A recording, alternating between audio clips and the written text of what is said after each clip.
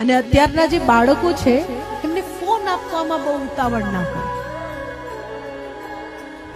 12મું ધોરણ પાસ કરે, સમજ પડે કે ફોન કઈ રીતે વપરાય, કેટલો વપરાય, કેટલી મર્યાદામાં વપરાય, પછી તમે ફોન આપો. પણ આજકાલ તો નાના નાના બાળકોના હાથમાં ફોન આપી દીધા છે. ઇન્સ્ટાગ્રામ પર ને ફેસબુક પર ને યુટ્યુબ પર એકાઉન્ટ બનાવ્યા છે ને કન્ટેન્ટ ક્રિએટર બનાવ્યા છે ને એમની પ્રતિભા શું છે?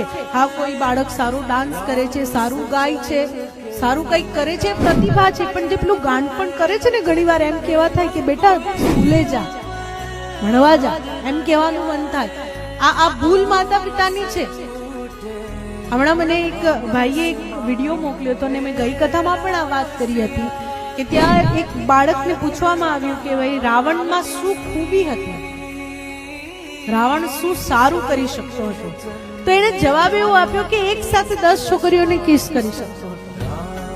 જો કદાચ હું સામે હોત ને તો હું જરા પણ એના માતા પિતાની શરમ કર્યા વગર એને એક થપ્પડ માર્યો. અને ભૂલ માતા પિતાની.